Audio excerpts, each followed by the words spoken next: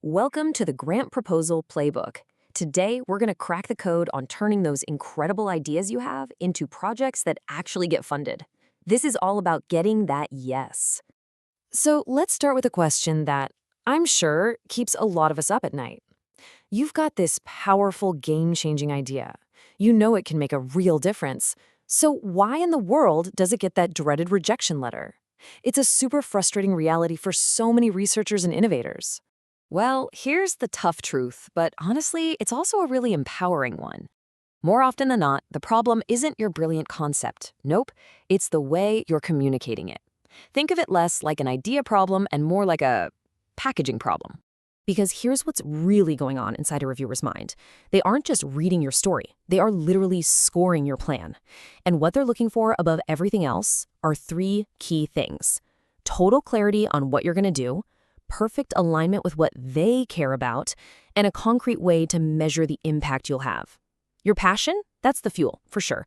But these three things, that's the engine that's going to win the race. Okay, that brings us to our first big step, alignment. Seriously, before you even type a single word about your project, you have to get inside the funder's head. You've got to learn to speak their language. Let's make this real. Look at this example. A senior wellness initiative sounds nice, but it's kind of vague, right?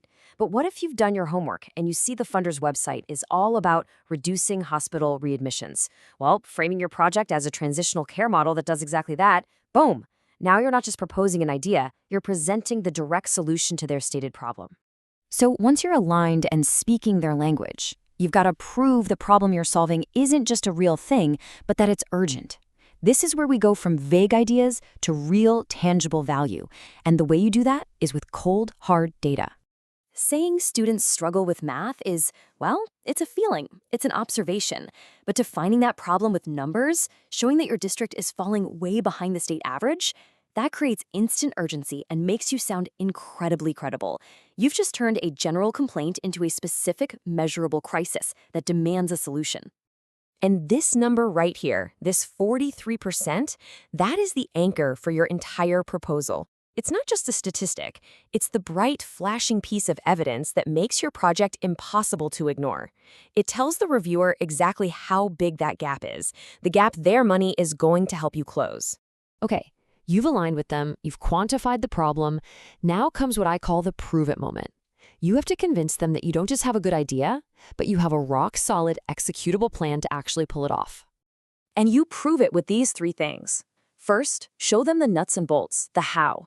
Second, tell them exactly what success is going to look like in a way you can measure. And third, you prove that you've actually done this kind of thing before. This is your credibility trifecta. Just look at the difference here. We will mentor youth is a nice aspiration, but laying out the number of students, the contact hours, the specific activities, that's not an aspiration. That's an operational plan.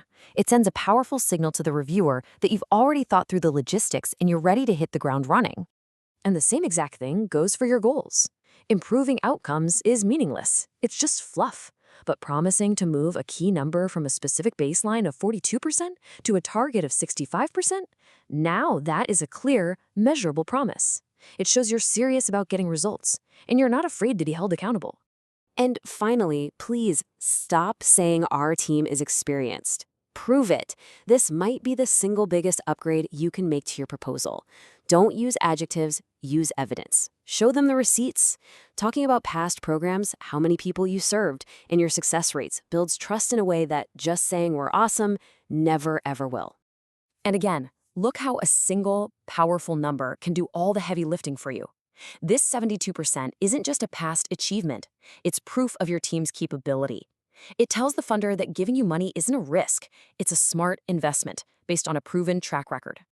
All right, let's talk about the thing that makes everybody a little nervous: the money.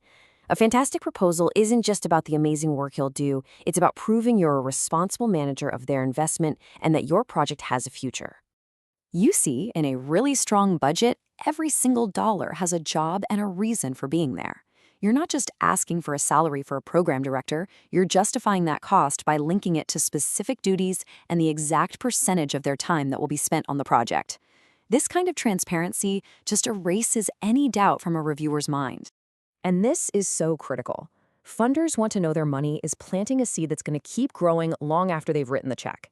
You absolutely need a plan for what happens after the grant money runs out. This shows them they aren't just funding a project, they're investing in lasting, durable impact. So let's pull all of this together with what I think is the most important takeaway of all.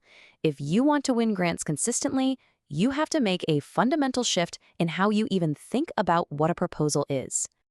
Just let that sink in for a second.